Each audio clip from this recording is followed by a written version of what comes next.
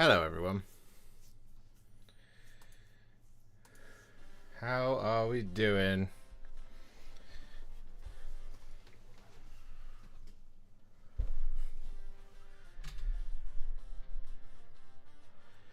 Happy Monday.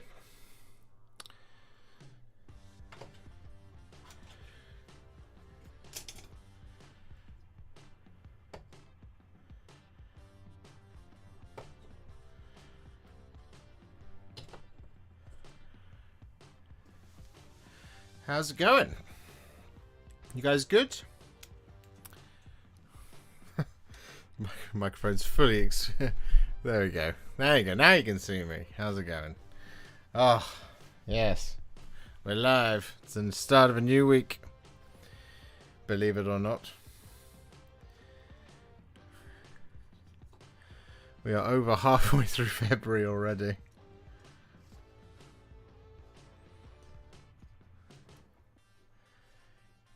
Good evening, Sean. Hello, Jason. Emil Gonzalez, hello. Norm Brother. Giastis. Emu. Yamail. Angmar, hello. Tattoo Zoologist, hello. Jason with 10 gifted Warhipster memberships? What are you doing, sir? 10? Blimey, that is a hell of a way to kick things off. Thank you. That's so very, very, very, very, very, very, very generous of you. I really appreciate that. Thank you very much. How are we? I had, I was just literally just saying in Discord, I had an interesting weekend. I went, I had double vision in this eye on Saturday.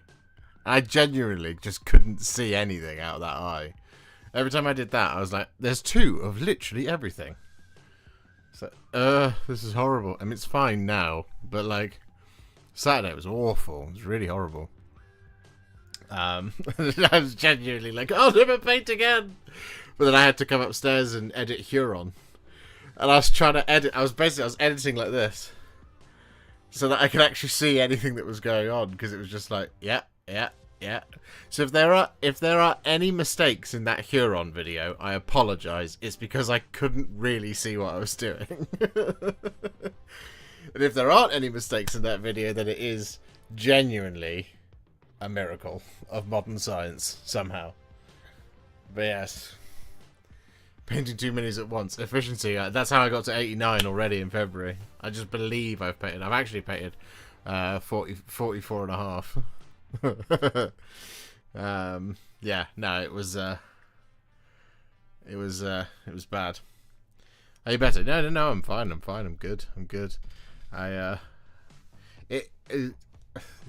We had some drops that I put in, and it slowly started to sort of fix itself. It wasn't right, but I got to the end of the day and I was like, I could maybe just try, and so I did a bit of work. A bit of painting, just a little bit of painting, and then I was like, okay, maybe it's not the end of my career. So close to 100,000 subscribers. Because what I did then do, Lord of the Rings fans, I know you've been waiting for a long time, and if you haven't seen already, I did share on Instagram on my story, but if you haven't already seen it, we did do the Three Hunters at long last. Aragorn, Legolas, and Gimli. So they are done.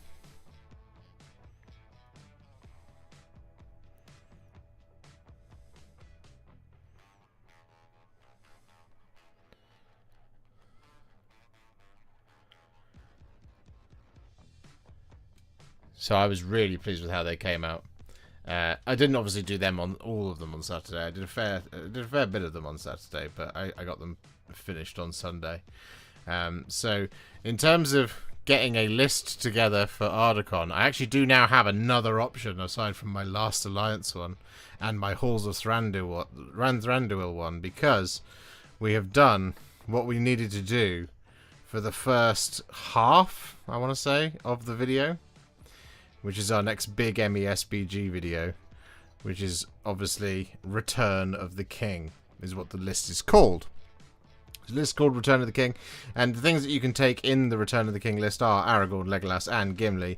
They are the King of the Dead, Heralds of the Dead, Riders of the Dead, and Warriors of the Dead. And that is it. That is all you can take in that list. But it's the scene where they jump off the boats, basically, in the books. However, this is a two-part video, and the other part is just over here.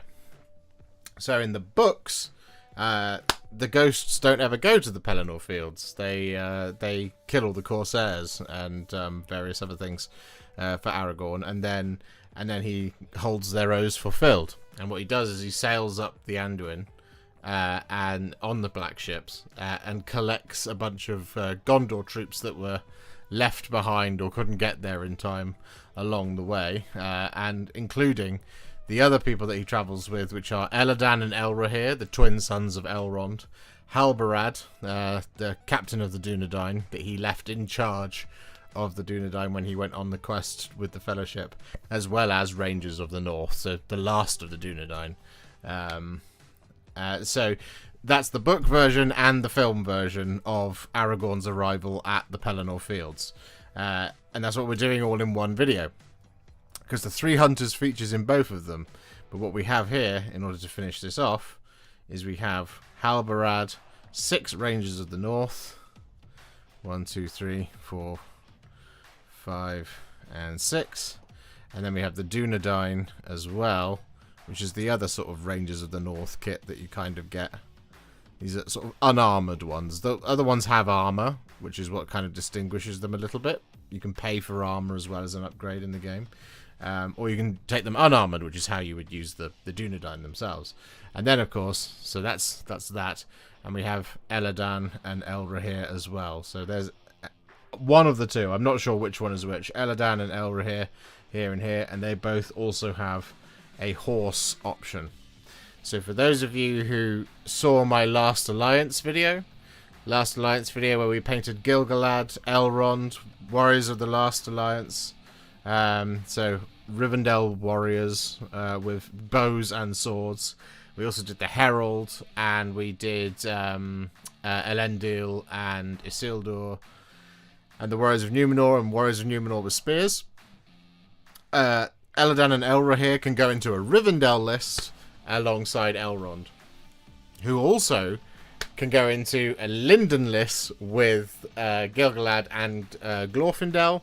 So in order to finish that off, what we need to do is we need to get our hands on some Rivendell Knights, and we need to get our hands on Círdan, the shipwright, and Arwen. And like 3 blisters of Rivendell warriors with spears and shields. But then we're done with elves from Linden and Rivendell. Then we've just got the Galadrim. We've done the Halls of Thranduil. So we've got the Galadrim to do, which I've got everything I need to do for that. I've got the Lorien elves in their pajamas. We've got the Galadrim warriors in their golden armor. We've got Haldir in his golden armor. We've got Celeborn. We've got Galadriel. We don't have any Rivendell knights. Not Rivendell knights, Lothlorien knights. So maybe we should get some of those. But we do. We have a lot of stuff in terms of the elves of Middle Earth on the way. But yeah. So this is the big MESBG list we've been working on. Hang on, I'll just zoom out a little bit. There you go, as you can see. And this is mostly there now. So 10, 11, 12, 13, 14, 15, 16, 17 models out of the set are now complete. But we do have 12, 13, 14, 15, 16, 17 more to go. So we are we are halfway there. But there we go. OX27-E2E, Ox27, has given a £10 super chat. You guys have been very generous this afternoon. That's amazing. Thank you so much. I want to say thank you. I've only been in the hobby for a year, and your videos have been an absolute lifesaver, and I've been able to get a job in my local Warhammer shop because of your videos. Oh, that's awesome. Can you tell us? Can you tell us which store is your local store, OX27? Can you tell us? I might know the manager. It's an outside chance that I do, but I might know them. Jason with 20 gifted Warhipster memberships. What are you doing, sir? Stop it. That is exceptionally generous of you. Thank you. You're over halfway to our goal of 50 on the week, man. Stop. That's very generous of you. Thank you.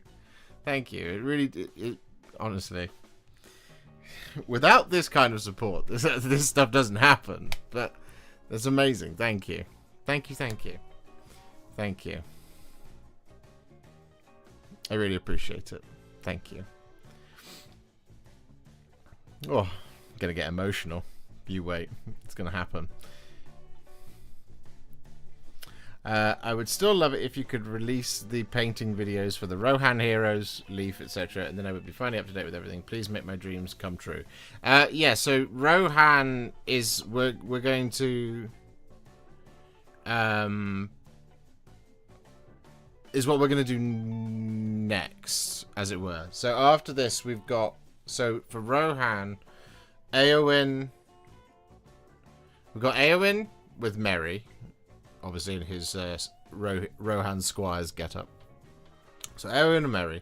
We've got Gamling, we've got Hammer, we've got Elfhelm, Theodred, Leaf, Freylaf, and Olwyn. Who else? There's Dernhelm. No, not Dernhelm. The other one. Daewine. Daewine. So we've got Daewine as well. And we've got 12 Riders of Rohan, 9 Rohan Royal Guard. And I think that's it. Well, we've got 9 Rohan Royal Guard on foot as well. So 9 mounted knights and 9 on foot. So it's a big set of models that we're going to hopefully get through. But they're the next good faction. We also have Moria to do, and we also have the Great Eagles as well. I've got everything I need for the Great Eagles. So there's lots of really cool stuff coming. I'm getting a job at Warhammer Bournemouth, and my Great Unclean One is even the profile picture for the store's Facebook page. Oh, that's sick. I'm not sure if I remember the manager of Bournemouth. But no, congratulations. Well done. Congratulations. I hope you enjoy it. It's good. It is good fun. I worked in the Banbury store. I managed the Banbury store for a few months. Back in nearly 10 years ago now. Ugh. Time flies. So there's that. But yeah. So today we are going to figure out our Rangers of the North scheme. And I want to see if we can get it to be quick. Because if we can get it to be quick, then that's great. If we can't, then it's going to take a little bit longer to get this army together. But that's okay. That's okay. I want this to be good stuff. So we will, because we've got the 2 different vibes. There's going to be an interesting sort of balancing mechanic in. I think because they're Rangers, they can all look a little bit different. You know, a bit sort of bit more lived in the world. I think that's fine because, you know, we don't want it to all be uniform, right? But they painted them 2 very different ways. So the Dunedain, they have painted with, like, you know, dark green, so basically Caliban green. They've painted that as their cloaks. Whereas the Rangers of the North, they've got more of an elven cloak quality to them, so it's that sort of grey that you see on the Fellowship's elven cloaks, certainly. Which I think is fine, personally, for us to have that slight variation. And I already know what I'm doing with that, so that's fine. And I kind of already know what I'm doing with the dark green anyway, because it's just some thinned down Dark Angel's green, but twice over. But we shall see. We shall have to figure things out as we go along, and that's what we're going to do today. And Halbarad, we're also going to film him separately, but I know what I'm doing for him, because we've done Aranarth.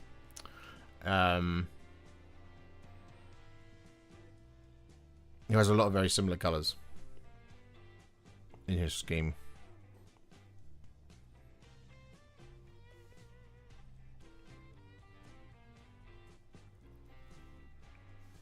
I've been on my own all day today, and this is the first time I've really spoken out loud for great length of time. So my voice was just going like, "Hey, what are we doing, bro?" Painting my Blood of the Bull using your guide. Ooh, nice. Are you going to get the new Underworld's warband from Ossiarch Bone Reapers? I think they look really cool. What are they called? Let's go and have a look. They previewed them the other day, and I was surprised they didn't preview them at the New Year premiere show, because I was like, you just previewed a load of this stuff. What are we doing? What are we doing, Games Workshop? What are they called? Where are they? Thanatex Tithe. I think they look sick. I suspect they didn't preview them at the New Year's preview because they didn't want to put Underworlds in the things that they were going to be, because they are Underworlds miniatures. But you know, fine. Yes, I have every Underworld's warband. That's my man. Have you thought about buying a 3D printer and printing your own models? I have a 3D printer. I have nowhere to set it up. And I don't know what models I would print. So, no. Is the short answer to that one. What are your thoughts on the new Grove Guardian model? It's a pretty model. I love it. I think the new Grove Guardian was gorgeous. Genuinely a beautiful miniature. The disappointing thing about it, the disappointing thing about that model is that it looks like that's the only one, and like I've had it in my head that we were going to get a Kanothi, so that's my fault.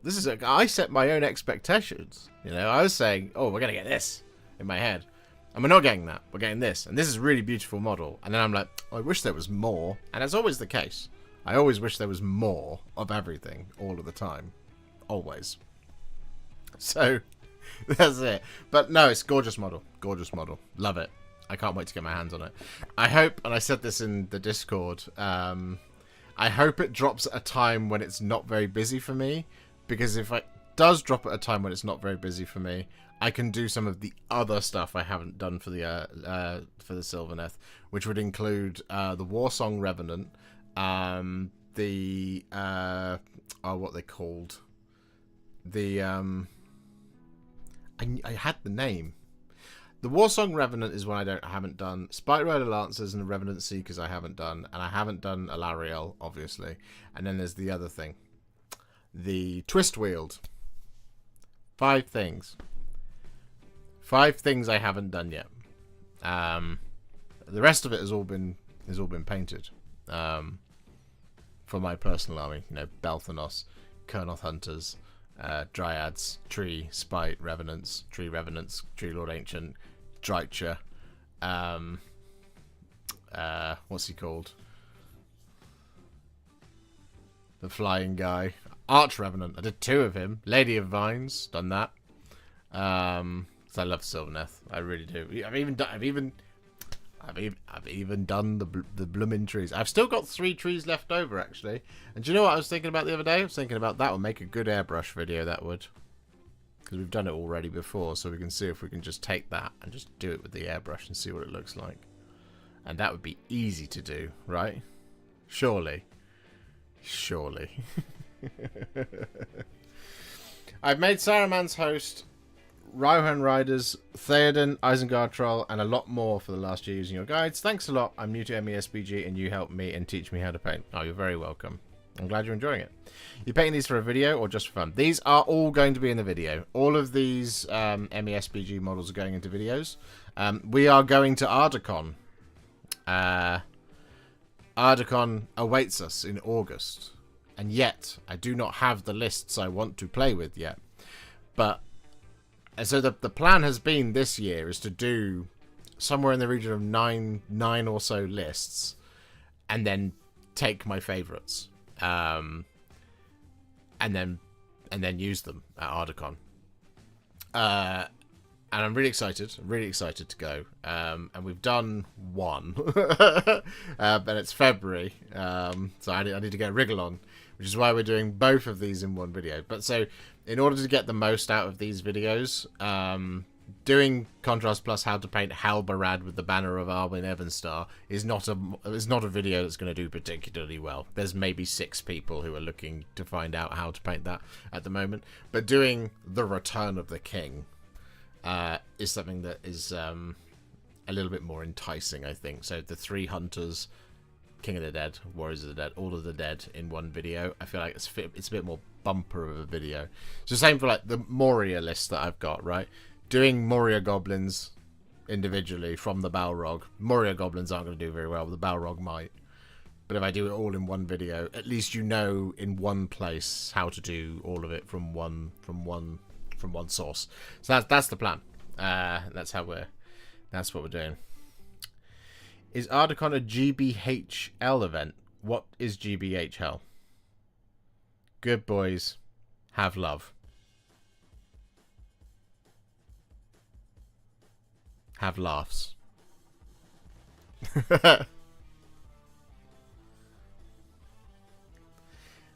My Alariel shall remain grey until you bring that video out. Can't wait for that and your take on the Grove Guardian. Yeah, no, I can't wait to do it. I think it'll be fun. I think it'll be great. Right, shall we... Oh, God, what did I just close? I just closed something. Closed something I didn't want to close. Oh, well. Let's do a little bit of figuring out. So I need to pick one of these rangers to do.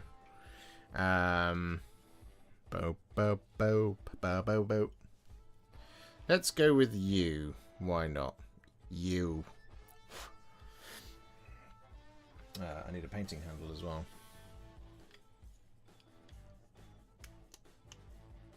Great British Hobbit League, and yes, I believe it is. There you go. Ricky Drinks Paint, are you coming to Ardacon?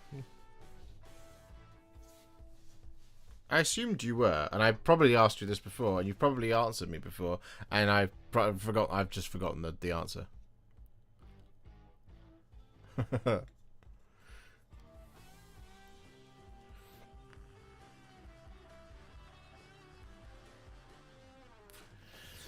I lost my hobby mojo over the holidays, and I've been staring at 6 unfinished Dol Amroth nights. It's time to resume painting. That's what I like to hear, Mr. Drafter Pants. I too have 6 unfinished Dol Amroth nights on horse. I have 18 Dol Amroth nights on foot that I haven't even built yet. 6 in resin, the new ones. Well, they're not new. They're just the reissue of the Forge World ones. And I've got 12 of the metal ones that were on made to order. And I was an idiot and didn't order the Dol Amroth command as well at the time. Because I'm a fool. Right, let's have a look. I have selected a victim with which we're going to paint. It's going to be this guy. So we're going to figure him out first. So the first colour is Creed Camo. And Creed Camo goes over the top of the Rangers like tunic, which is all of this kind of this inner bit here, which I'll show you.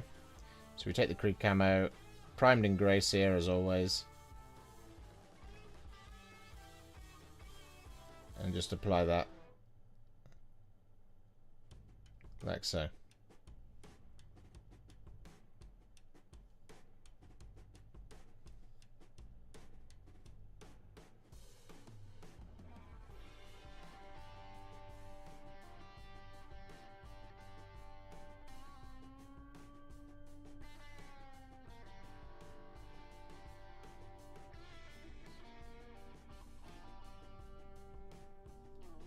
Does that look like? Yes, it does.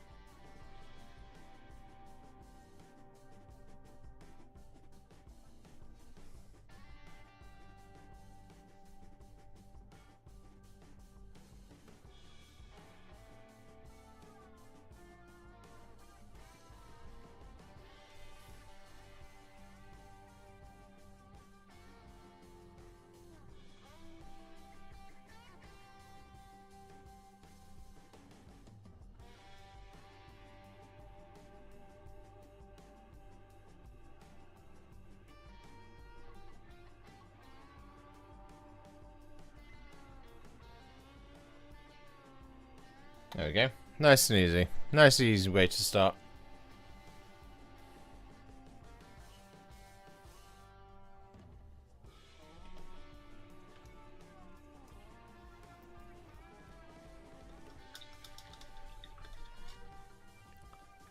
Hello, Edward. Sadly not. I haven't played a game of MESBG since like 2007, just trying to collect and paint every MESBG GW ever released. I also haven't played a game of MESBG since 2007. It's going to be a disaster for me, I'm sure. Alright, that's black, and that's black. Okay. Cool. It's all starting to make sense.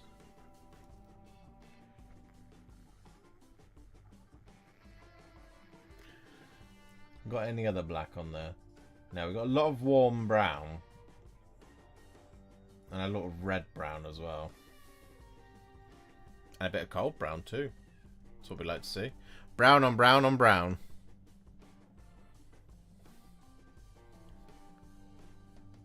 Is this Militarum green? So much problems with this colour. No, it's Creed camo.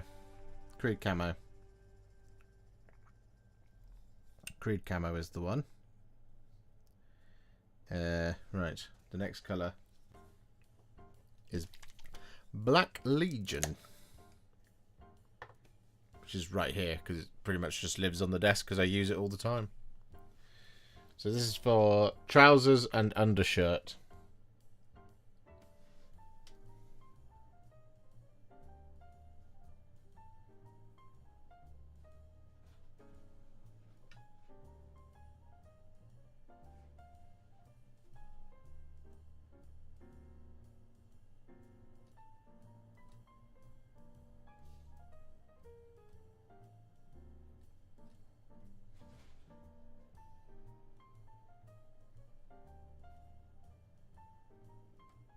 And what we'll do is we'll do it along the sort of hem of that little bit of mail as well.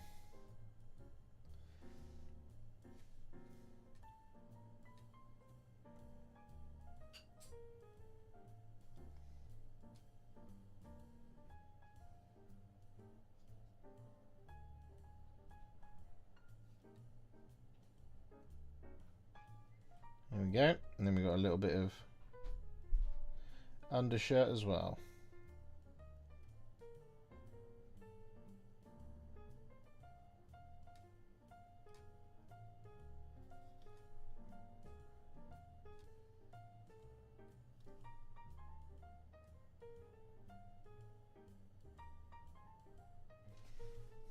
I don't think we have any on the other arm.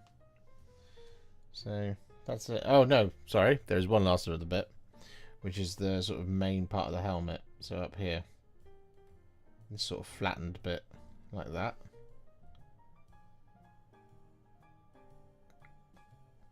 And like that. Easy.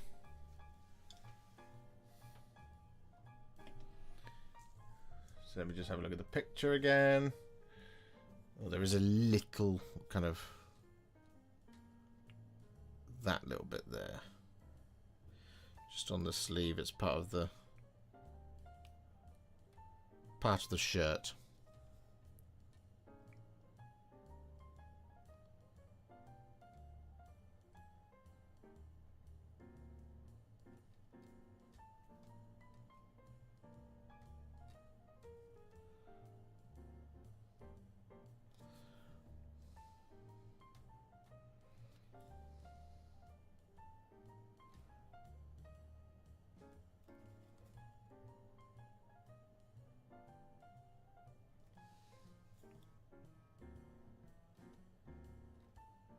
There we go. Got to do the other arm as well. Yeah. So just the kind of like inner part of the bracer.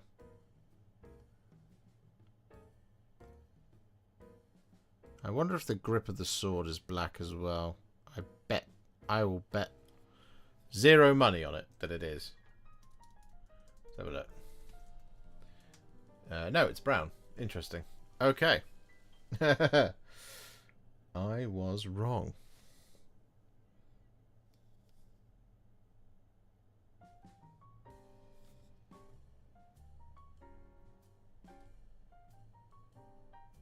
So much brown. What can men do against such reckless brown?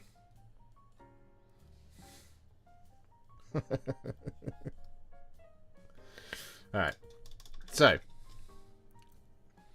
the bit that's going to be slightly ropey on these, because it just is, because they're metal miniatures, is going to be the cloak. It's the same thing for the older plastics. The older plastics, they look smooth when you're looking at them, and then they're not. They're just all knobbly bobbly throughout the models. So if you ever paint the old Rohan warriors, their cloaks and stuff, again, they look okay at first, but then you prime them and you start putting contrast paint on them, and you're like, why is there so much texture here? It's because of the model. It's not because it was anything you did. Whereas you paint the new ones and everything's smooth and gorgeous and lovely. So you could do the same scheme on two different models and they'll look vastly different in the application. So the same thing goes for these. So the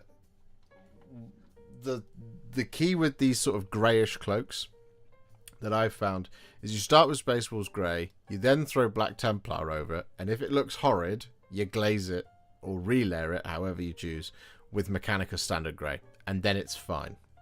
If you want to put a little bit more blue into it, you can use Incubi Darkness instead of Mechanica Standard Grey, but Mechanica Standard Grey looks pretty good. So what we'll do is we'll do the Space Wolves grey, and you'll see what I mean about the back of this cloak. Because it will not, no matter what I do, and this is me we're talking about, this is not going to go on particularly smooth. I will pre-warn you on that front now. So Space Wolves grey goes on first, and we just start here at the shoulder, and then we bring it around the corner like so, and then we just start doing this top to bottom thing.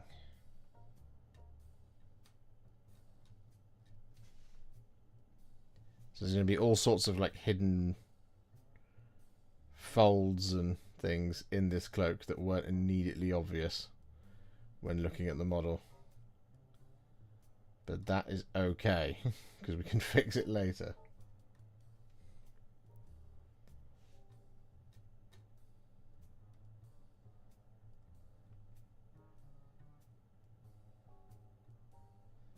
The main thing is just to get them to the tone that you want.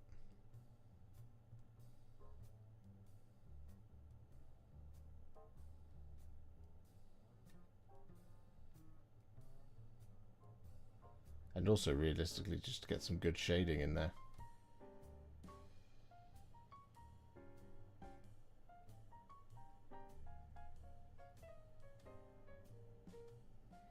See what I mean? There's all kinds of imperfections in the mold. It's not bad, but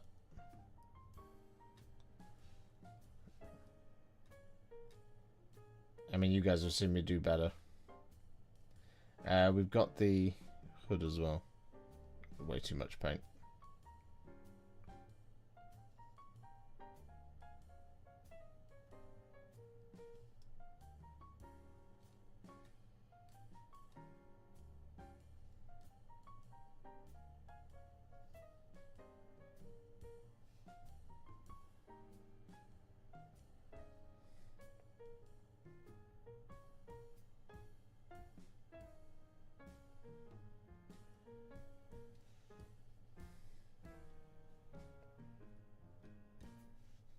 Can't tell if that's cloak or not. Let me have a look.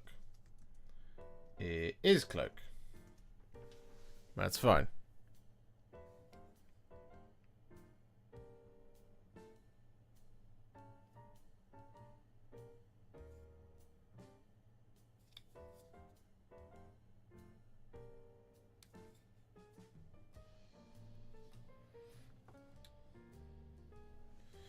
All right. Pop back to here so you can look at my face. Because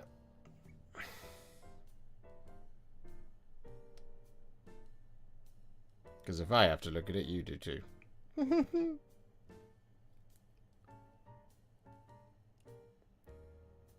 Space Wolves Grey just going on the inside of the cloak as well. And then we'll leave it to dry before we apply the thinned down Black Templar. And then I shall read the chat nice and closely.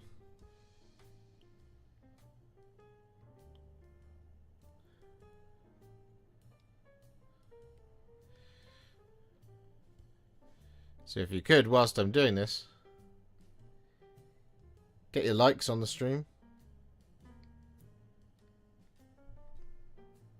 Or if you want to be like Jason and drop some gifted members, that would also be really kind of you. Whilst my back is turned.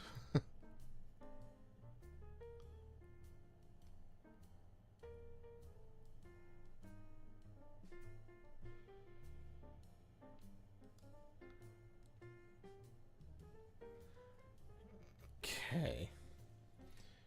Alright, we're going to leave that Space Wolves Grey to dry now. Hello. Now the models are perfect. It's just you, mate. Oh, thanks. Cheers. We know I am rubbish at this. Let's face it. Which colours would you use for the Glade Guard greens, cape, clothes, and which primer to start? That's a very, very good question, isn't it? Let's go and have a look, shall we? Games Workshop. Glade Guard.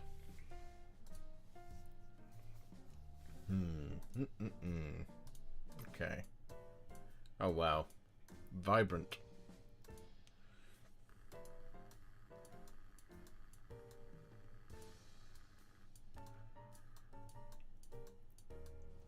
Gosh, that's difficult. So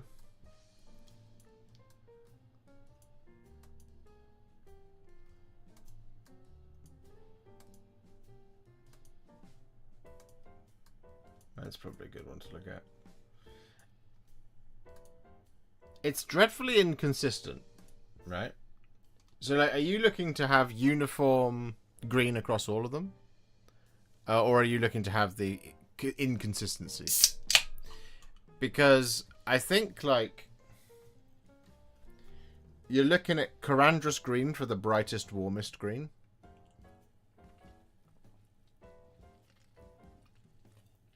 I will preface all of this by saying prime them in Wraithbone, because you want it nice and warm if you're going to use contrast paints, right? So you want it nice and warm because they are very warm green textures. It's not very cold in there. So what you have is you've got some things here where you've got like a very yellow cloak, but it's not like entirely. There's a hint of green to it. Now, without testing it, I will say, because I haven't tested this, there is probably a universe where you can do something along the lines of put down something like Agaros Dunes first, so you've got Bone Cape, and then use a green of your choice. And I would advocate for something like Mantis Warriors green over the top of it, because Mantis Warriors green's got a little bit of yellow in it. So it's got green in it, but it's got a tiny little bit of yellow in it. So when you throw that over the top of the Agaros Dunes, what you should have is you should have a very green yellow, but it'll also be darker than Mantis Warriors green is. That said, I haven't tested that, but I think that will give you a really interesting effect for some of this sort of yellowish green stuff that I can see. As I said, Corandrus green is a really good shout for like the bright warm green that you see on some of like their braces and stuff. Obviously Dark Angels green is playing a part here as well for that sort of the darkest sort of warm green that's available here. Militarum green is also an option, but Militarum green is what I did Legolas with. This Legolas overhead. So this version of Legolas is done with that's Militarum green and then highlighted with, I want to say, Krieg khaki. So that's that one. But then there's the other Legolas, which is this one, who's done with more sort of Dark Angels green and stuff like that. I can't remember his exact recipe, but there is obviously a video on it. And then I have a third Legolas that we've also done for Halls of Thranduil, who also has another green recipe. In fact, that is probably a really good video because there is the Mirkwood Rangers are in that video, as well as Legolas and Tauriel. They've got their own greens as well. So that would probably be a good video for you. Grace here. No, I would recommend Wraithbone because you want them to be bright. You want them to be bright and warm. Grace here will make them cold, which isn't necessarily a bad thing. I think that's a perfectly valid look. I think it looks nice. If it was me painting them, I would veer towards Wraithbone because of how warm all the colours are on those models. But Graceir, as you know, is adds that element of coolness to it. So yeah, both could work. It depends on the type of vibe you want to go for. I'm into my second month of painting with contrast paints after 35 years of normal paints. Wow, they are tough to use. They are. There is a learning curve to them because you're like me, right? Because I painted classic from the age of 6 until contrast paints came out. So there's a bit of a learning curve because the instinct with and a lot of the content out there used to, particularly from Games Workshop's content point of view, right? But you just throw it on until you need to be careful. That is not the case in the way that I do it. I do it very methodically and very, very, very step by step. It's very kind of A to Z in its thinking. It's procedural, is the way I do it. So it is a step change in that regard. But once you get the knack of it, I think once people get the knack of contrast, they then go, oh yeah, no, there's no reason to go back now, unless you do something completely different, like competition painting or whatever. But even then, I would counsel that there is definitely use for contrast painting in it. But it's a case of like making sure you've not overloaded the brush or underloaded the brush, and not applying too much pressure and just treating the model like just caressing the model. The thing I will always say is like when you're applying contrast over a large area, if I use this big brush in my hand to demonstrate, when you paint with base and layer paints, you see this? This is what people do, right? You're brushing it on, right? You're going like that, brush, brush, brush, brush, brush, brush, brush, brush. Because you're like, if it's like, say for example, say we were painting a space marine here, and we were applying the like Macragge blue, for example, just going like this. You're just getting it on there because you don't really mind, because you're gonna get inconsistencies in that first layer, but you can relayer it afterwards anyway, because that's the whole point, right? You're gonna do 2 thin coats with a base or a layer paint. Contrast paint, you don't need to do that. You really don't need to do that, because I think there's a lot of learns that come from painting in traditional paints that make sense to put into contrast, but they're not. So like, don't thin them with water. Don't do that. Don't put them on a wet palette.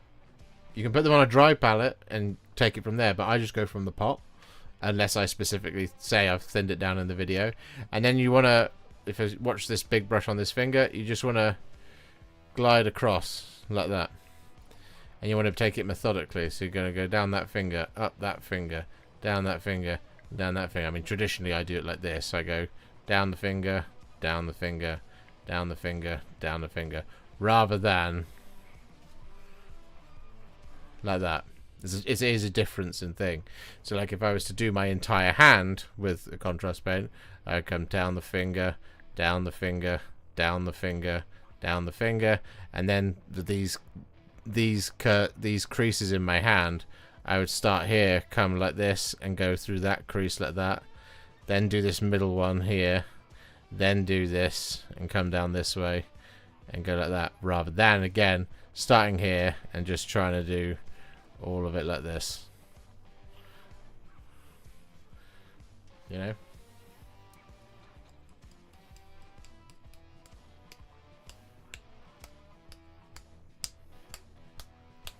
Look here, has been a member for 34 months, so close to 100k subs. We are very, very close now. We are 100. Chat, there are 67 people watching right now. If all of you told 2 people to come and subscribe right now, we would hit it. Because we are a mere 169 away Nice.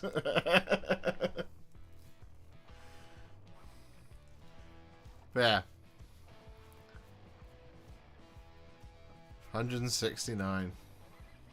It's a great number. There are 76 people watching now. If everybody here went... That's 152. It's not quite there. 169 is 80...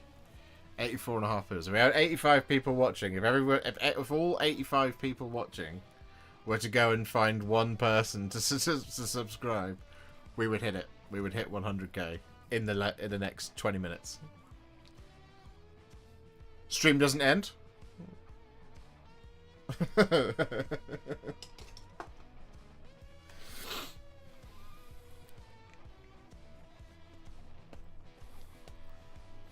Classic from the age of 11. I've been watching you to see how you do it. I'm finding it tricky to keep the edges neat between different sections.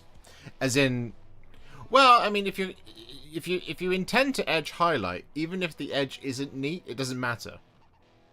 It doesn't have to be right. So in the same way that, like, and this is another thing. This is another thing that I've actually been breaking in myself, right? Is with contrast paint, mistakes aren't always necessarily the end of the world. So if you brush the edge of something with your contrast paint, that doesn't matter. Because if you're going to highlight it later anyway, you're going to cover that. So that's where the base and layer paints come in, because the base and layer paints will cover the contrast paint mistake.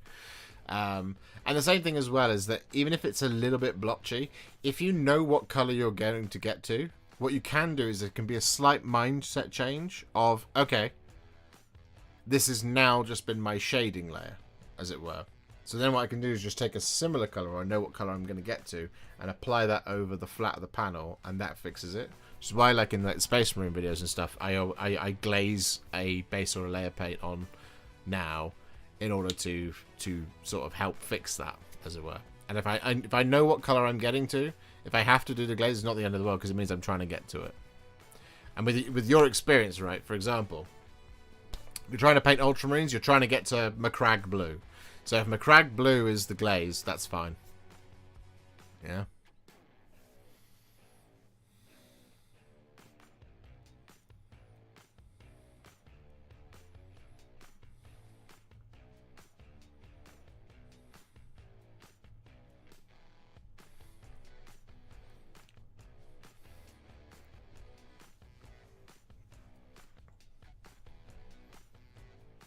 I was thinking about doing something the other day. I was wondering aloud.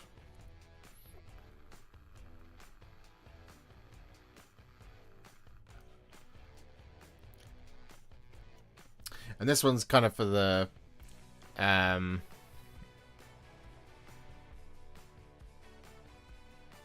think there's value in it in terms of doing like a I don't know where I would do it, but doing like a monthly like AMA basically of just like painting questions, as it were,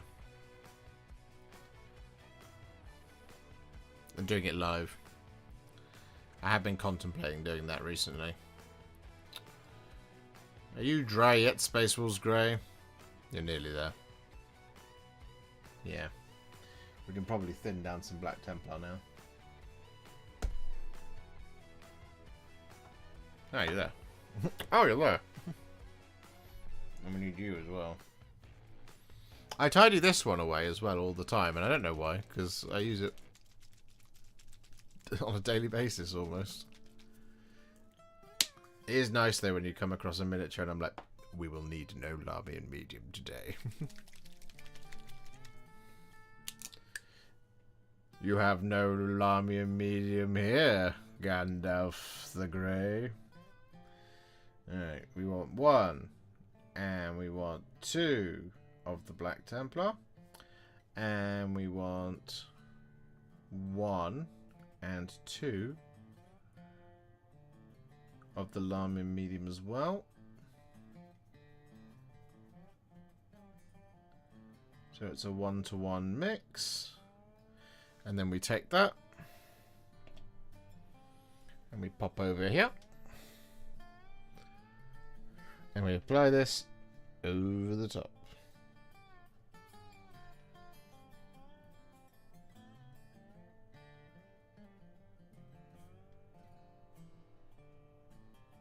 And that effectively gives us Mechanicus Standard Grey. It's not quite Mechanicus Standard Grey, but it's close. Mechanicus Standard Grey is a little brighter. If we wanted to be like almost entirely analogous to Mechanicus Standard Grey, we could use a slightly warmer blue underneath, like a Tyran blue or something, and then a slightly lighter mix of the Black Templar. But that it's just a nice blue grey that you get when you do this. Which then, of course, also could be used as the base for, I said it earlier, Incubi Darkness. That's the word I was looking for.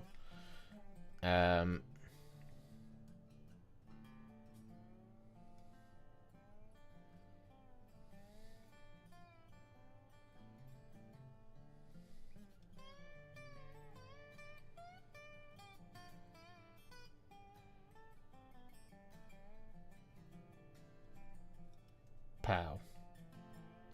I just need to do the underside as well. Don't want to leave that behind. And then we got that little bit around the neck as well. Slightly smaller brush here though.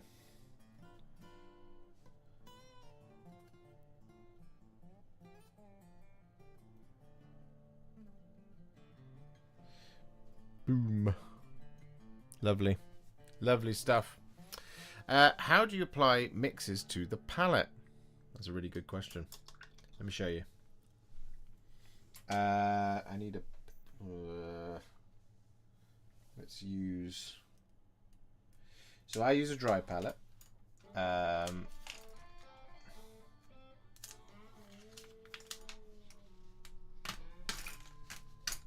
here.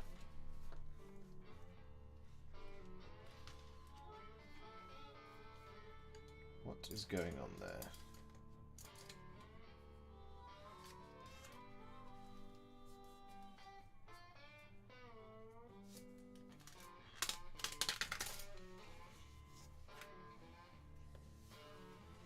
Okay, that's what I'm currently using.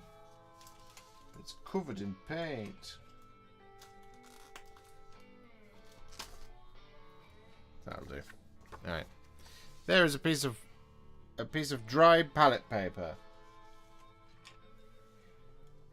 And then I need to no, not that one. It's that one. And we want to go to exposure and ramp that up to like there. Yes. And we'll just zoom the camera out a little bit. So, the way I do it, there's my Lamia medium. There's my Black Templar. We go 1 brush load.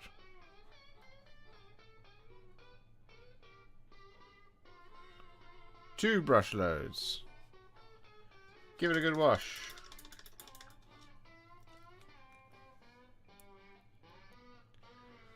1 brush load. Pop it next to it, because we've got to go back and grab a second one. 2 brush loads. Mixy mixy. Ready to go.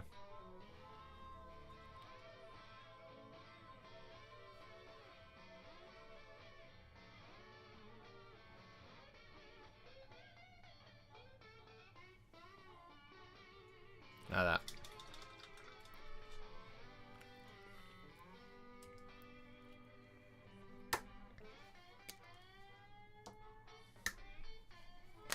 But thank you very much for the £10 super chat. That's very, very kind of you.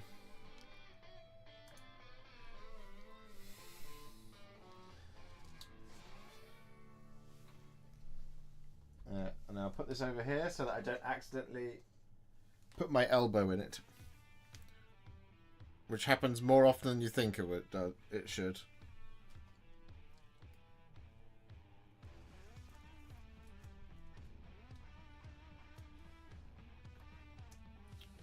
The amount of times oh, good lord. There we go. Forgot about that bit. Sorry if anybody was on an HDR monitor and got flashbanged a little bit there. That's my bad. Would you say reformulated shades are necessary? I think I have old sepia, planning on doing Fulgrim.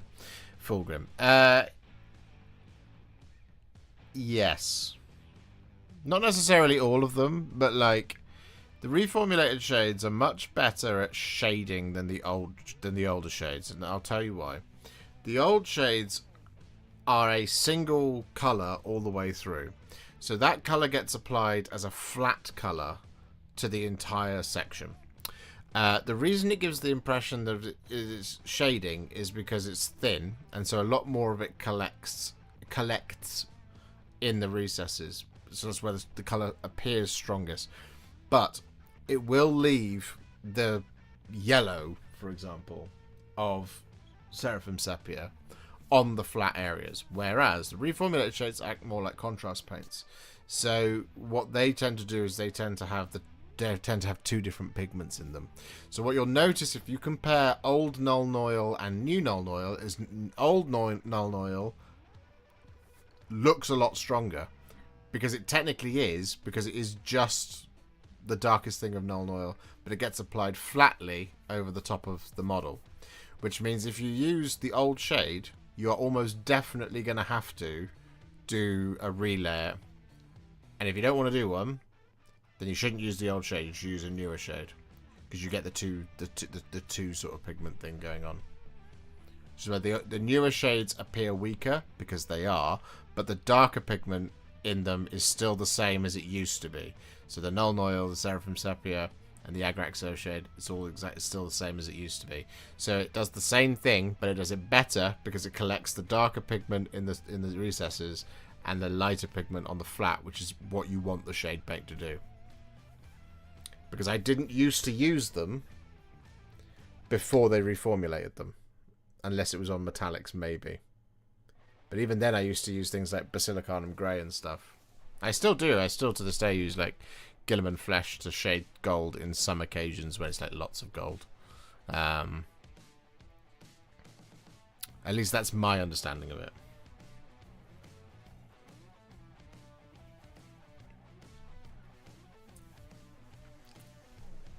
Any tips for highlighting the cloak on models like this, please? Followed your Warriors of Rohan. Battle ready looked great, but started to look rough when adding the raw boss green. Yeah, sure. The main thing that I would recommend, and I could maybe demonstrate it on this guy.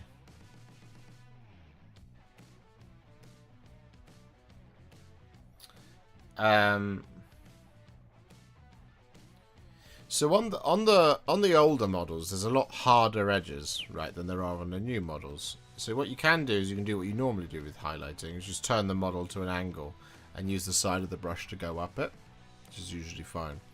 The trick, though, that I think that maybe I should do a video on at some point, that if you don't want to highlight a cloak up, what you can do is you can recess a cloak down. So instead of, for example, you know, like getting, like, let's say you're doing a red cloak, right? And you apply the Baal red all over the top of the cloak. What you can then do is, instead of trying to highlight it up, if you just decide that Baal red is going to be the flat point at which you're going to work from, you can then apply a darker color just in the recesses, and that will cheat it straight away. But the other thing to bear in mind is when I highlight cloaks, what I generally tend to do is I generally tend to go from this angle. Let's crash zoom a little bit. I generally tend to go really tight on my brush as if I'm using a pencil. And then I just draw the lines down. And the thing to do is like using your hobby lights as well. You don't necessarily have to do the whole thing as well. So like you can just do, for example, if I was to highlight this guy, we just want to come down to around about sort of like that sort of thing. I generally tend to like if I was to demonstrate this in flat, right, is my brush stroke when I'm highlighting a cloak, for example, is like this sort of thing. So I'm lessening the pressure the closer I get to myself, rather than like that to have a straight line all the way through. So it feels like it disappears into the cloak. Ultimately, they don't necessarily need it. You can just spot highlight the cloaks as well.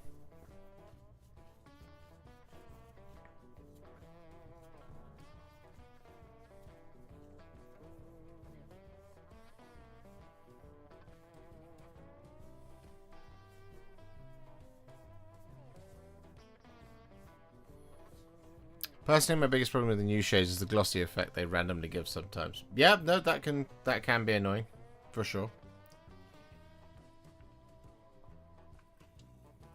Torn between getting the Grand Cathay and Tomb Kings for Old World. Well, if you want my 2 cents, I would recommend Cathay because the models are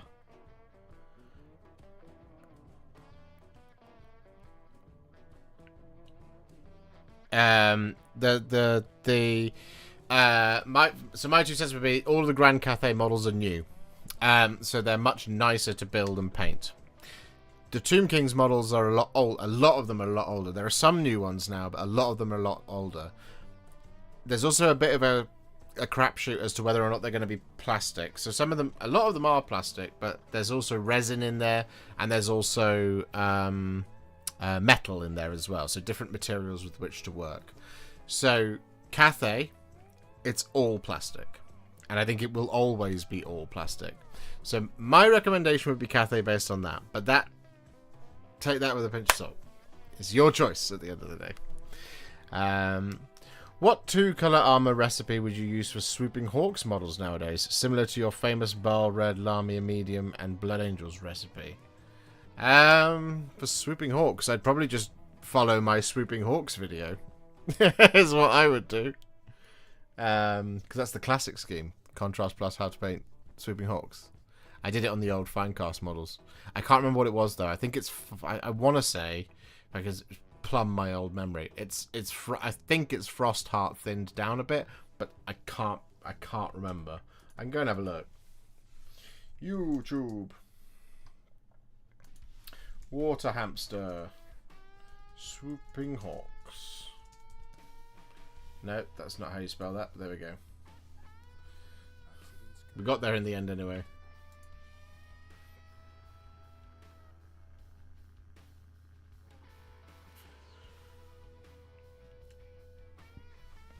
Whenever it's ready.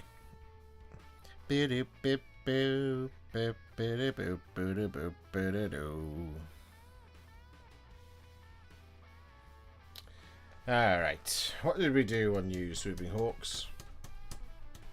Frostheart. Oh, just Frostheart.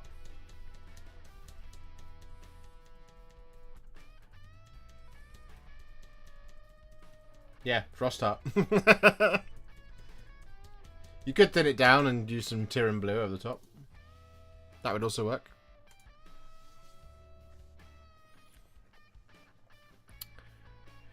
Just finished the 2 Darkwater treasures and popped them into the Discord. I'd love to hear what you think if you'd like to check them out.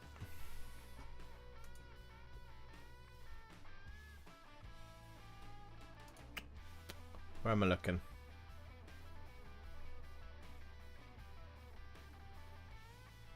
Ah, there. Oh, yeah, perfect. They look fantastic. Yeah, spot on. 10 out of 10, no notes. Well done. Those are some treasures. For sure. Good stuff, good stuff. I have jumped into the old world as of yesterday for the lady. Very good. Very good. I like it. I like it a lot.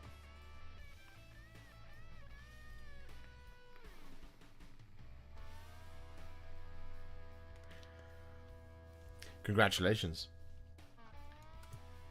Eventually, I will do at least a shard. Eventually.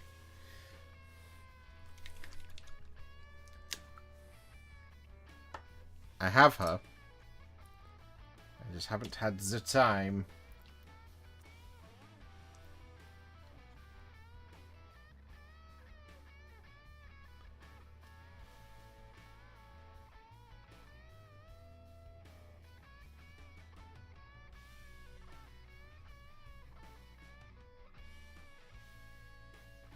A little bit of Black Legion I missed, which is one of the panels on the quivers. I caught it out the corner of my eye. I saw the little stars on them, and I was like, "Aha!"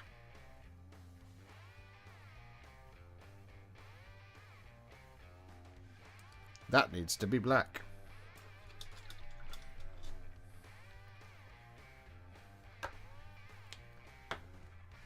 But that's okay, because that means what we can do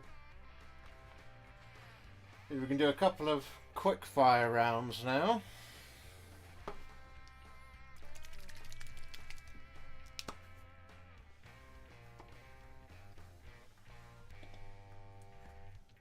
So, what we can do is we can take some wildwood and apply this over top of this ranger's hair.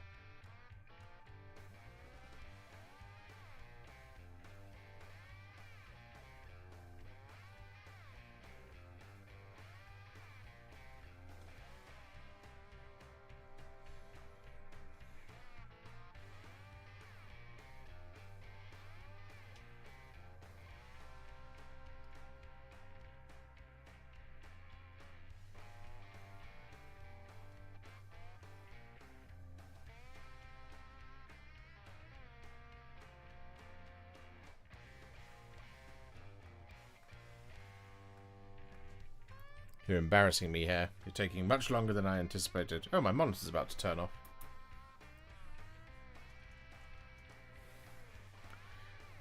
Moo.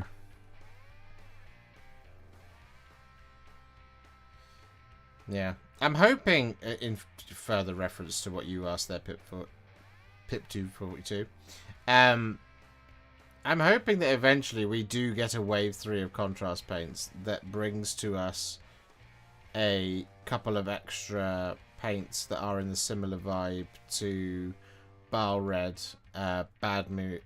Imperial Fist, and Black Legion. And specifically, I want one for blue and I want one for green as well. In that it's just a single pigment that we can then take in different directions based on what we based on what it is we actually want to do with it. That would be #1 priority for Games Workshop to get out.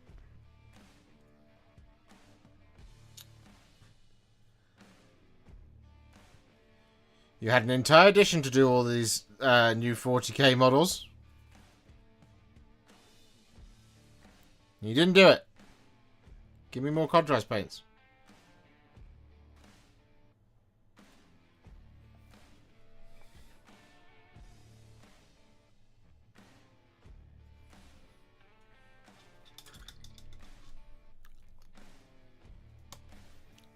Alright. Where do we join the Discord? Also, are you into any other tabletop /card games, Magic the Gathering, etc.? To join the Discord, become a member, or support the channel on Patreon, or hope that somebody here gifts you a membership, or tries to snipe you in some way. And am I into any other tabletop cards? I used to be quite into Magic the Gathering.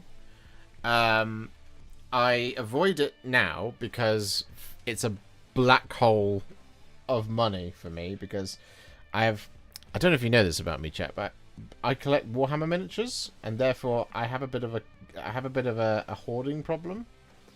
I also have a problem where I struggle to I hyperfixate on things. So if I was to buy just a single commander deck, just to satiate the appetite, it wouldn't be enough. It would awaken that beast within me, which I don't need to do. It's one of the reasons why I don't play World of Warcraft, because if I go back to it, I may never return.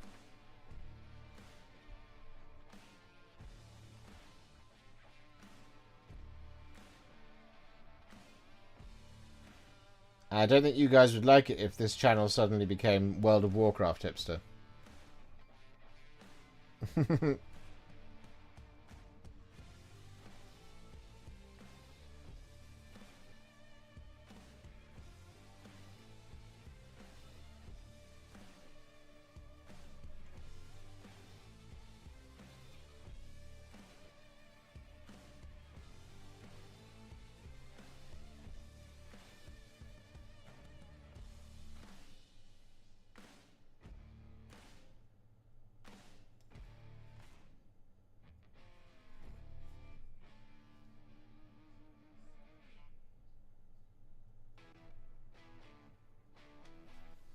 There we go. Glowing flesh on the skin.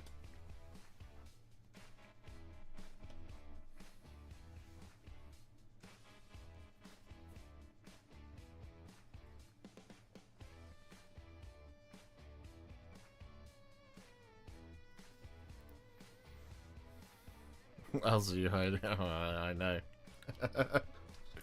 So many things. I like video games. I like video games a lot. I love video games. I bought myself a toy. What if Blizzard made World of Warcraft tabletop game with plastic mini range? Would I be into it? I don't know. I don't know. I don't know. Maybe. Maybe. It would be tough to say no to being able to play a tabletop version of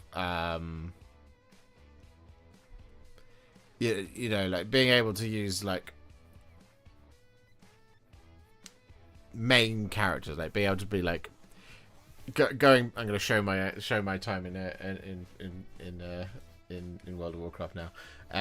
Ken, Bloodhoof, and Thrall and stuff like that. Being able to use them. To do like, I don't know, you could do, I mean, they could easily do like I've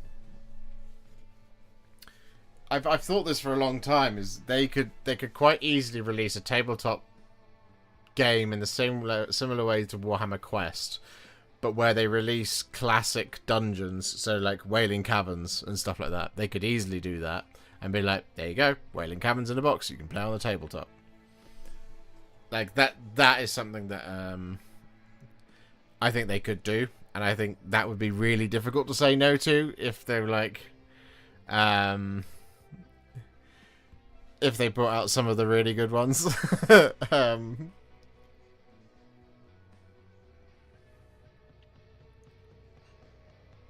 imagine if you could play Karazhan as a tabletop game. That was so good.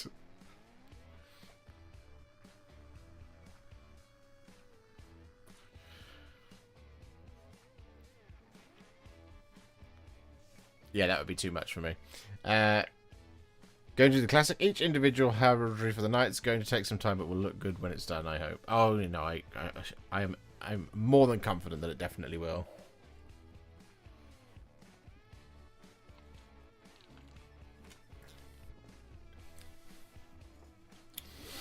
They made Gundam and Halo into a tabletop game, so I don't see why WoW won't become one eventually. I'm sure it will happen at some point. That is the you can make a tabletop game out of anything, to be fair.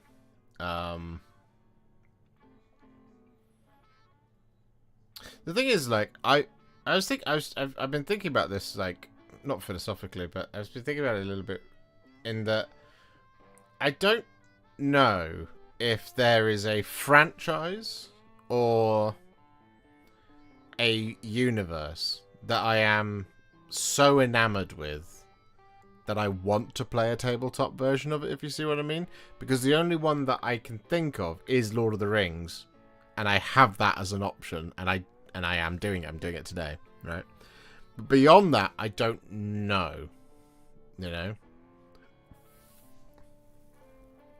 I don't know if there is one. I like Star Wars. Believe it or not. And Star Trek.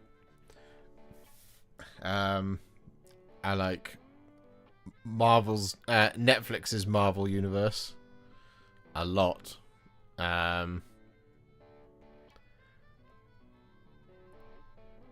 So would I play a tabletop game that is Charlie Cox's Daredevil versus the members of the Hand from seasons 1 and 3? Yes. Yes, I would play that tabletop game. Oh, and John Bernthal's Punisher. I would play that game, but it seems like it's fairly repetitive. So yeah, and then it's like, do I care enough about other things that I want to play it as a tabletop game? And do I know anybody else who also cares about it enough to play it as a tabletop game? That's also the crucial thing for me. Because if I really love something and I want to do it, I want to do it, and then I also want to do it, if you see what I mean.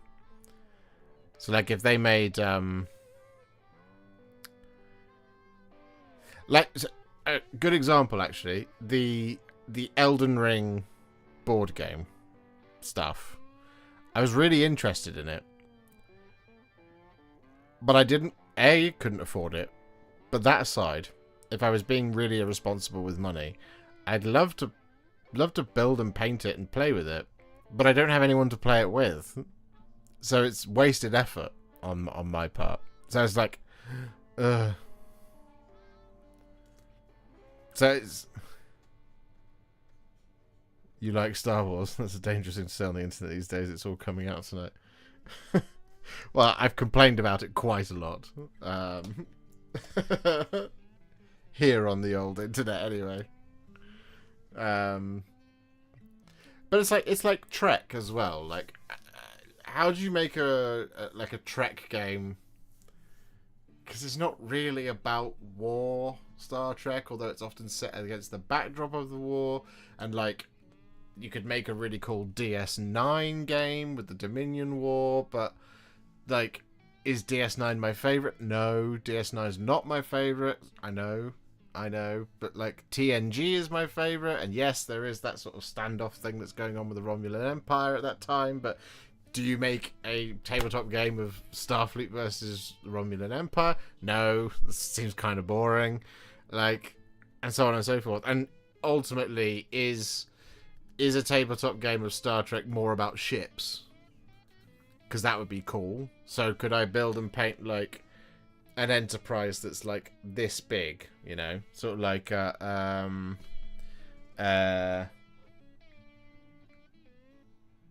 like Star Wars Armada? That would have been cool. A Star Trek game like that, where you have like, yeah, massive versions of them that you're playing on a really big thing.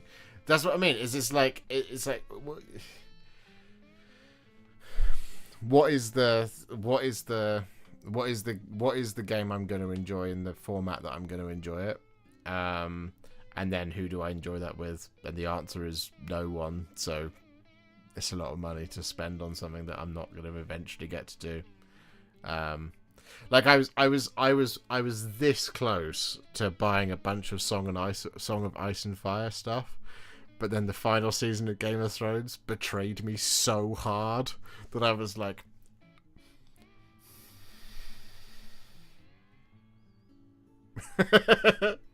no.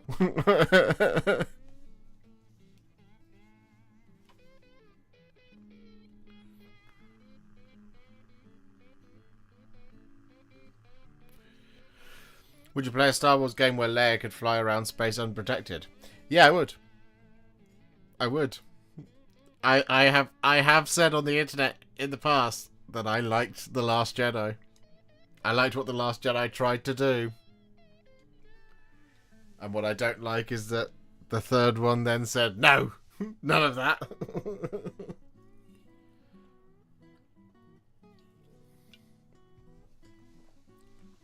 There you go, Warhipster. Use for your 3D printer and start up a WoW tabletop. Oh god, I would get in so much trouble. I would get sued into the ground.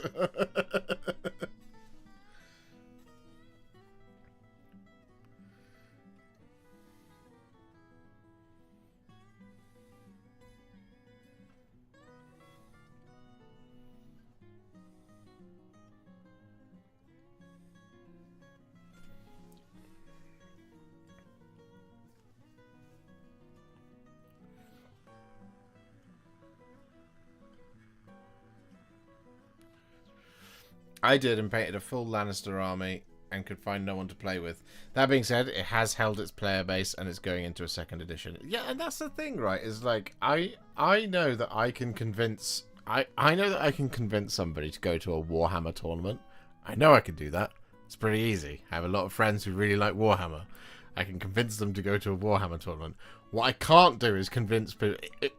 It took me until Scaventide came out to convince Adam to give AOS a try. And I've known that boy for a long time now. I'll have known him for 7 years coming up. So it took a long time to get him into Age of Sigmar. Because he then blew past Age of Sigmar and went to MESBG, which is really funny. But yeah, it took me a long time, but eventually I convinced him. Yes, corrupted him away from 40k. Like he was always destined to move towards. But that's the thing. It's like I was able to convince him to do that. But like, I could not convince him to play Song of Ice and Fire. There is no way. It's not worth my effort. So what I want from those games is I would love, ideally, I would love to go to somewhere like, I don't know, Firestorm or Element or somewhere like that, for them to be holding demos of these things, or to be invited to demos of these things to try them out. Because if I can play them first and get a feel for it, and that is part of the kind of the unique experience that Games Workshop gives you, because you can go to a Games Workshop shop and you can have a demo of the game and just see if you like it. If you like. You can't go to the Star Wars Shatterpoint shop and get a demo of Shatterpoint. You don't know if it's going to be good. It might be horrible. You know? And I think you can say the same about most Games Workshop games, right? You've no idea if like Dark Water is going to be good. It could be a horrible game to play. It just so happens I think it's pretty good. There are other people who don't think it's good. People who think it's really boring and flat. And I personally think it's really cool. You know, and that's fine. But something like Dark Water does have dual purpose, because a lot of those Maggotkin of Nurgle models have then gone into Age of Sigmar as well anyway. So there's that as well. Like there's a, and I'm fully in this ecosystem. So it's like I'm not ever closed off to the idea of doing other games. It's just I want to try them first. And if I enjoy them, I'll do them. And if I can find other people to play them as well, then I will want to do them a lot more than I currently do. It's a long way of saying that, but like, yeah, that's the be all and end all. That is my stance on it. But I would never say no.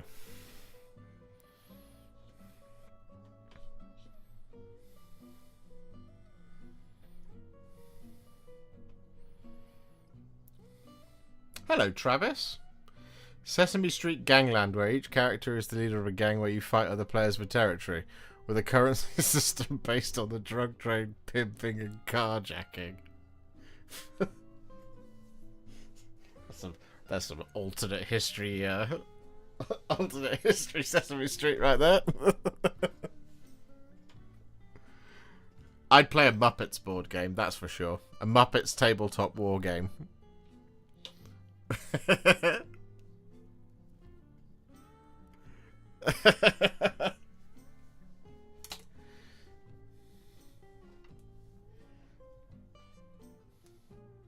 Right.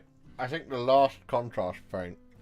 Excuse me. I think the last contrast paint that goes on over the top of these is Cygor Brown. But I think we thin it just a little bit. So we do 4 parts Cygor Brown to 1 part Lamian Medium. I think is the vibe I'm going to go for. And then we just apply that over the top of the... all of the remaining details. Wood...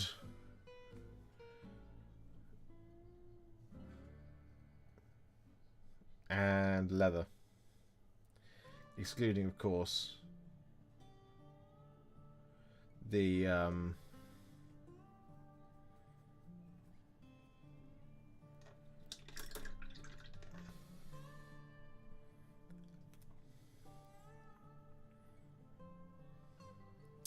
excluding, of course, the chainmail and stuff like that.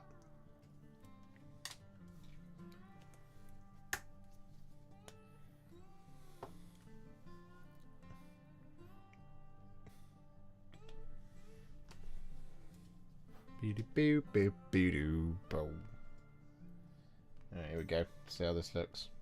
I'm sure it'll look fine.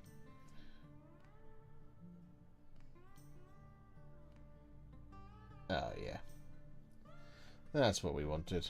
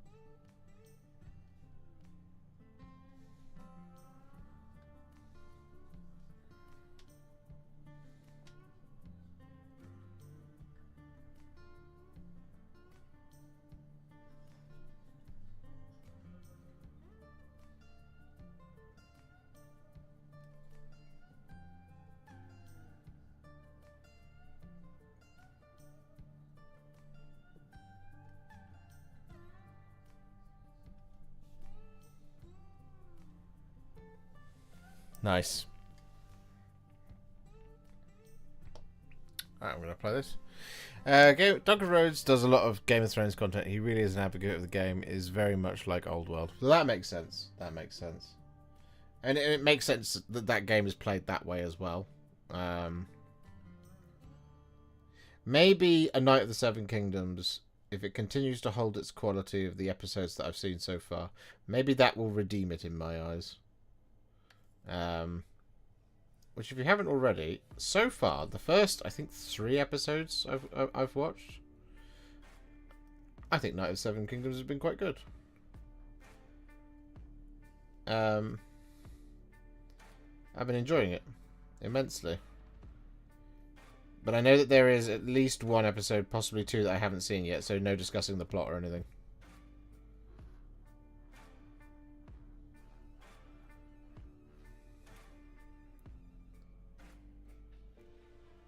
If you're a fan of good Game of Thrones, so far, fingers crossed, touch wood, Knight of the Seven Kingdoms seems to be in that vein, which is really cool. There's life in the franchise yet.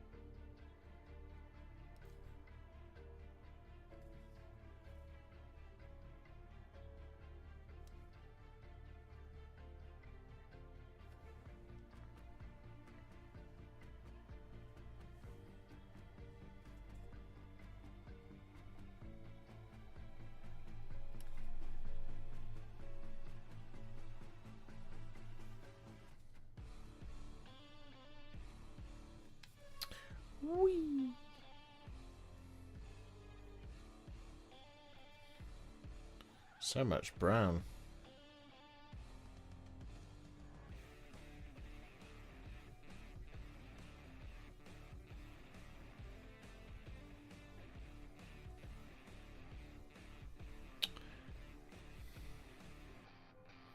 They were showing it off at Warhammer World Anniversary last year.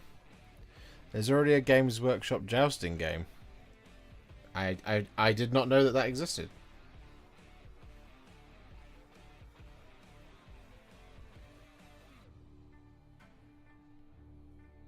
That's cool. I like that. I'm into that.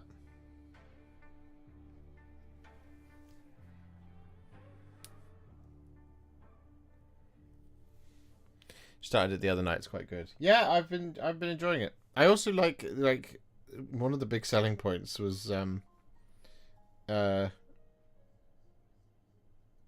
episodes are short. About half an hour long. I mean, I think the first one is about 40 minutes. But they're not all an hour or 52 minutes. So it wasn't as huge a commitment to just watch one as it sometimes feels like it is for some shows. It's like a show that Alice and I need to finish is Shrinking. Not Shrinking. Good lord. We do need to finish that. We're watching that. Love that show. Is Severance. And I've really enjoyed every episode that I've watched of Severance. But those episodes are long, and they are intense. It's not the sort of thing that I am capable of. Like, I like a show that, even if I don't binge it, I'm capable of binging it.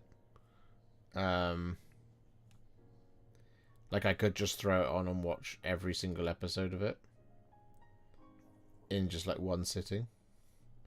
Which happens quite a lot around here, you know. Speaking of which, has anybody watched I want to say it's called Splinter Cell Death Watch or something like that? Because I watched the first couple of episodes and I was like, this is okay, but it hasn't gripped me so far. I wanted to know if anybody's watched it. If they have, should I finish it? Because if not, then I shan't. But if it's alright, then I will sit down and do it. But like, I remember a couple of Christmases ago, like, Netflix was just like demanding that I watch Blue-Eyed Samurai. Like, it was just like, hey, you need to watch Blue-Eyed Samurai. And I was like, alright, don't be so pushy. No, you don't understand, bro. Go upstairs.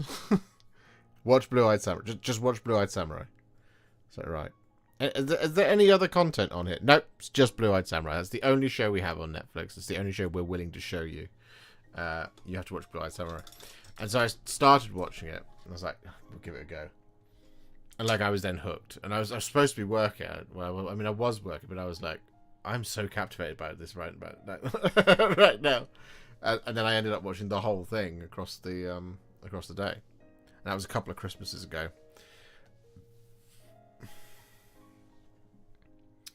I've tried binging Game of Thrones, but I get lost in interest around season 5. It's hard for me to get back into it, and I have to start over. Yeah, the show itself started to lose some of its fan base around then, season 5, season 6. There is a dip in the quality of Game of Thrones.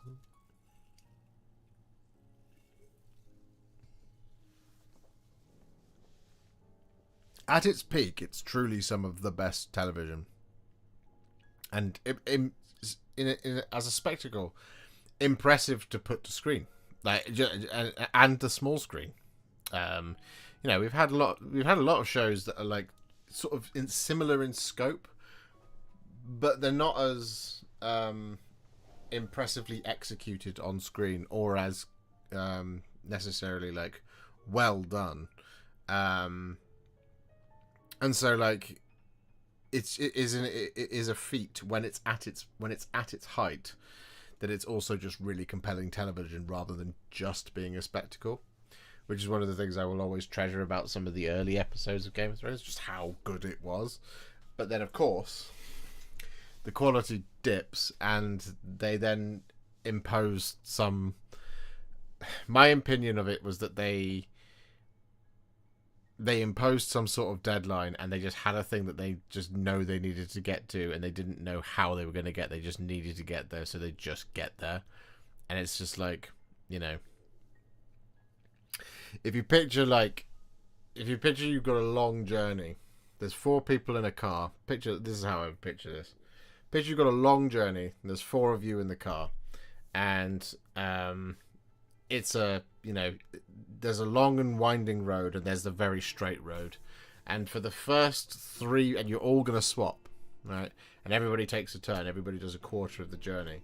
And the first 3 people, you all take these winding roads, and you want to go and see the giant hat made out of nachos, and you want to go and see that big forest, and you want to have a look at that castle, and you want to stop in that town, and you do all this.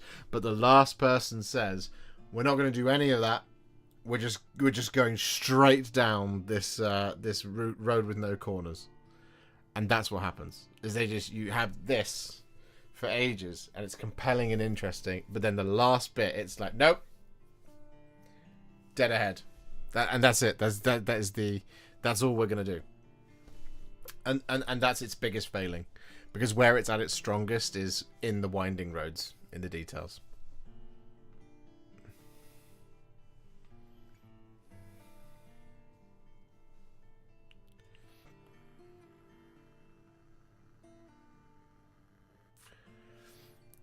Hello, Captain Mannerings, and hello, Ardacon.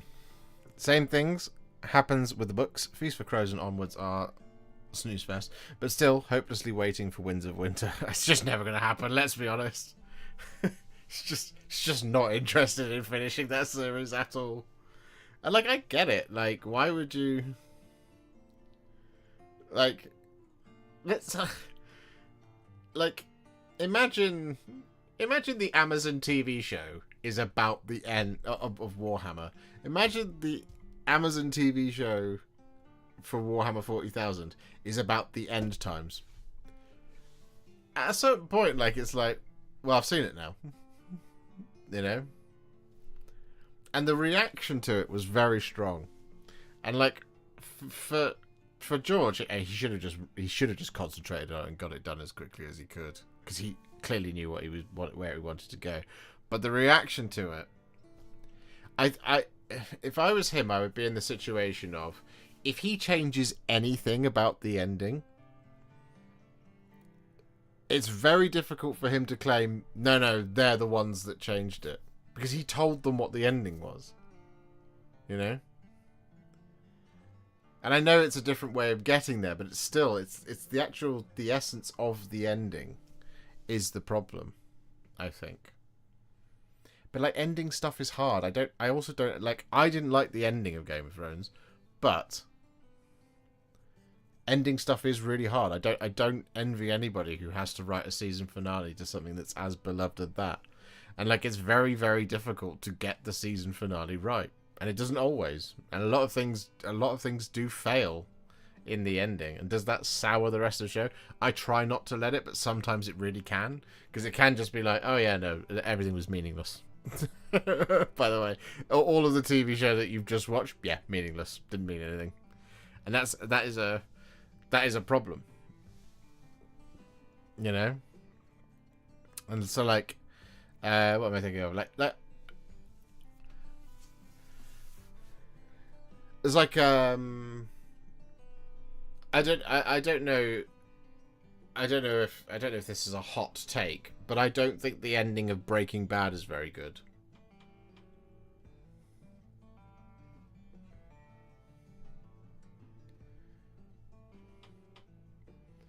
I think the final episode of Breaking Bad isn't very good. But only the final episode of Breaking Bad isn't very good. Personally. And it is a lot of what I remember of the show, but I remember the show being, like, incredible. I also remember, like, I also don't... I saw what they were going for with The Wire, but I didn't like how it ended. You know?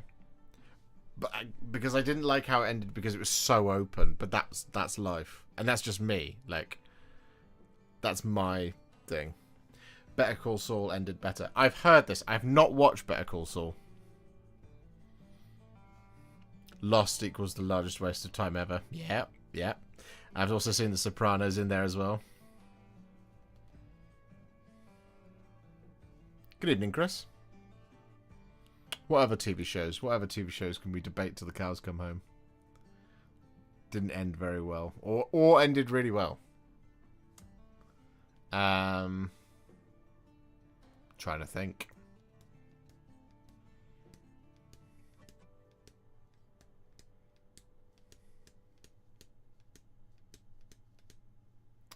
What are some of the best ones I've ever watched?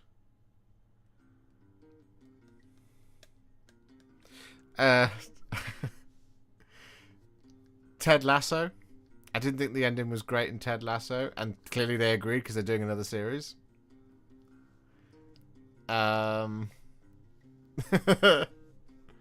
Blackadder is the best ending ender. Blackadder does have a great ending. Blackadder wraps it up quite nicely.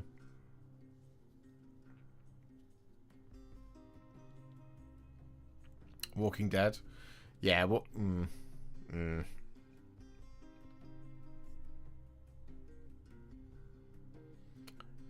Breaking Bad was good, but it's glazed way too much.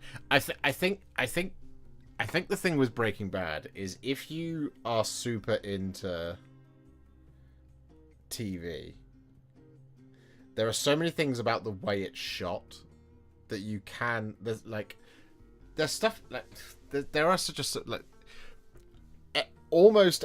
There is not a single camera angle in Breaking Bad that's ever wasted. That's what.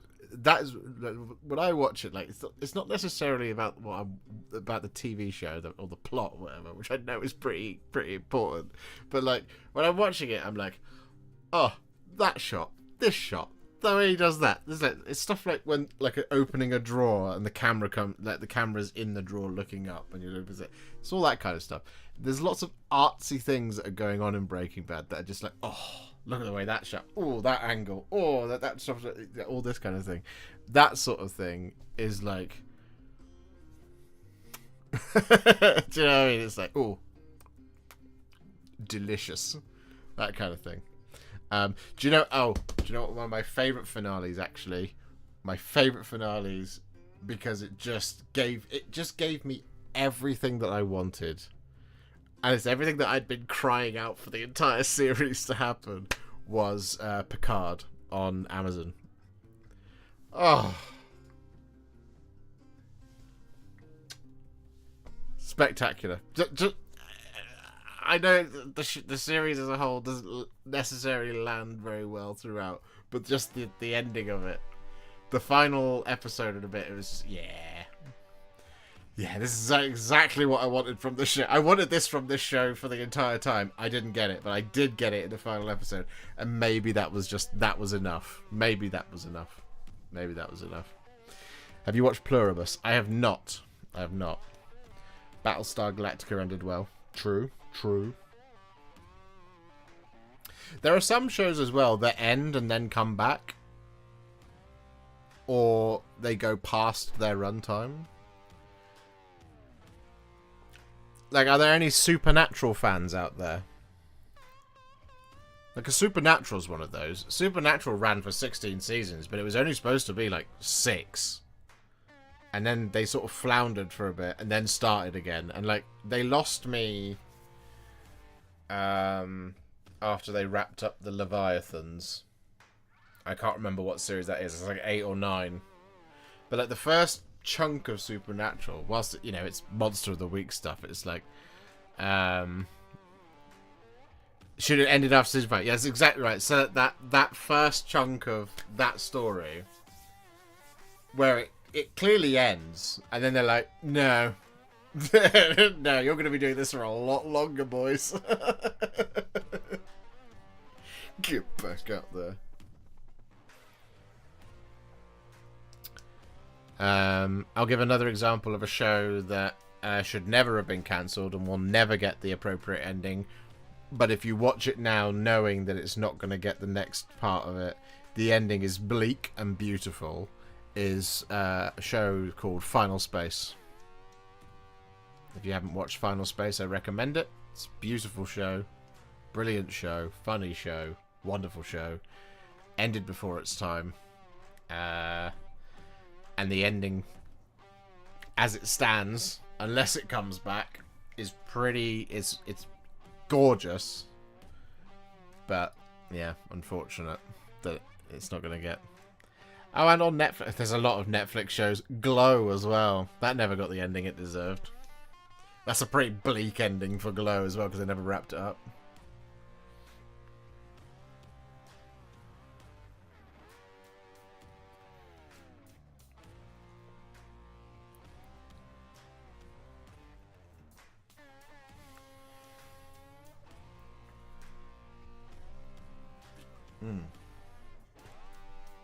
Well, here's where we got to with the Ranger of the North. So there is still, I think there's silver and gold to apply. No, it is just silver. So it's just the remaining details are silver on him. But it is 9 minutes to, well, it's 21 minutes past 7, and we usually wrap these things up at 7:30. So we don't have quite got the time to put all the silver on, shade it, and finish this guy off. But that is the bones of the Rangers of the North right there. There's a couple of shades, so I will walk you through them. We're probably going to put Reichland Flesh Shade over some areas of leather, just to differentiate them from the Cygor Brown just a little bit. And that will be enough to add a little bit of difference. I might put some Croak Green over the top of the green, just in there. And of course, Nuln Oil for all the silver. And then there's just a case of like the usual highlights, basically. But that's it. And it's pretty simple. Oh, and the back as well. We've got Mechanica Standard Grade, Dawnstone, and Administratum Grade to apply to that. But otherwise, that's it. It's not bad. It's pretty easy. So we'll have to figure out the Dunedain another time, because we got to yapping.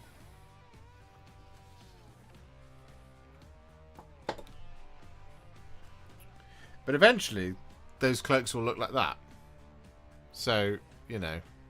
And the Dunedain are going to look very similar to this, to Aragorn. So, just a little bit brighter. There we go.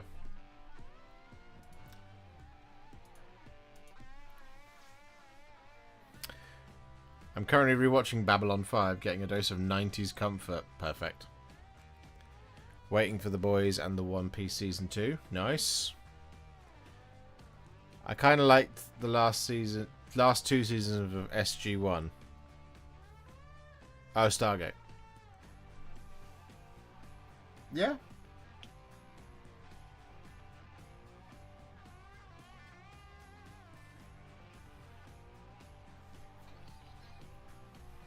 Nice. Well, has anyone got any other business over the next 5 minutes? We've got 5 minutes left on the stream.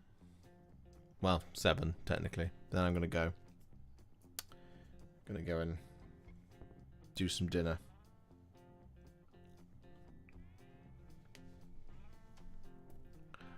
Looking forward to Monarch Season 2. More Godzilla is always a good thing. Oh, I saw the I keep seeing trailers for it.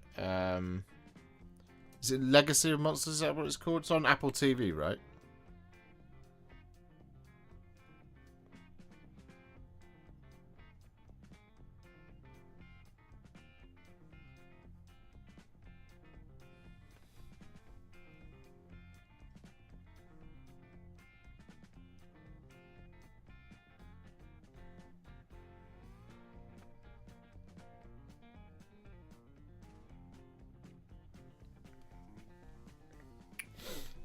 Any tips for painting pestigores?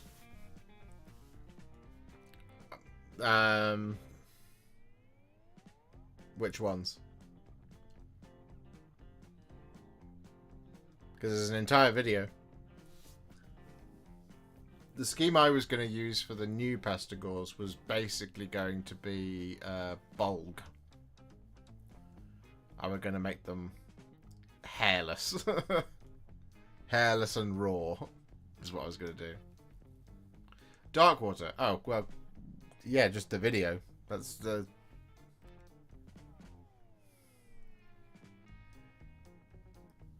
Just take it steady. But yeah, that's all. I can't offer anything further than the whole video. There's nothing. There's no secret after all. 200 subs, then the magic number. A little less than that, my friend. 163.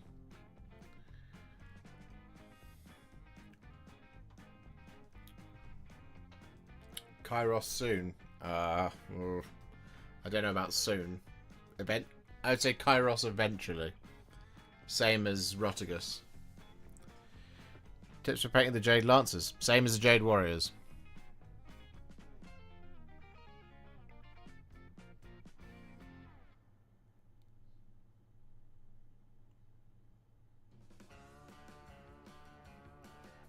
Gotta watch out for Rez though. Nah, he's still stuck in Scandinavia. Howdy, Mr. Warhipster. Just popping in to let you know I DM'd you the new Lumineth Darkwater stuff from this month's White Dwarf in case you hadn't seen my Discord message. I have not seen your Discord message.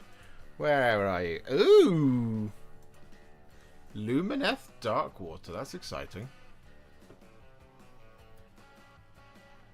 Tasha of Tor Limine. Cenari Enlightener. Cenari Cathalar. Cenari Lawmaster? Oh, and the new Venari Lord Regent. Law Seeker, sorry. It's an interesting collection of Lumineth to head into the Darkwater. Nice! Thank you very much for that, Predators. That's very kind of you.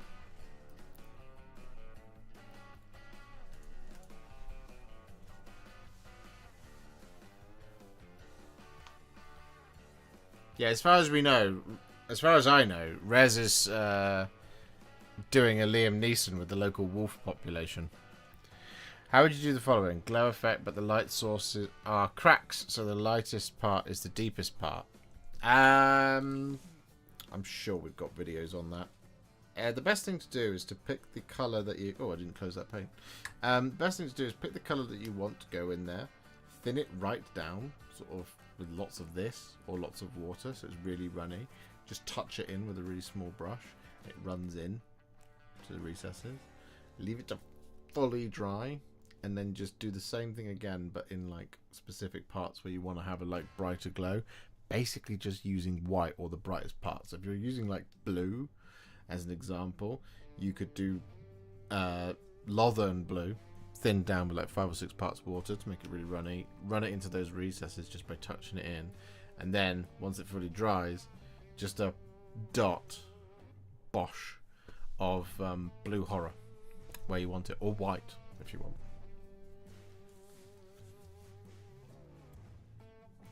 Interesting that they've done FEC and Lumineth heroes to add to Darkwater. Yeah, but no Stormcast. What's the Stormcast in Darkwater? That's what I want to see. Mostly because it'd be really unfair, but it'd be fun. And that's what we like. Well, there we go. Ladies and gentlemen, it is 7:30, which means it's time for us to conclude matters today. So, what can you expect to come to the channel this week? Well, hopefully we will go live on Wednesday, time permitting. I'm very busy this week, as always. We'll go live on Wednesday. I don't know what we'll be doing, but we'll do something, I'm sure, if we can. And then, at some point this week, we have Contrast Plus How to Paint Red Corsair Raiders, and Contrast Plus How to Paint the Red Corsair's Reeve Captain as well. So both those videos will be coming to you this week. If we hit 100,000 subscribers this week as well, I've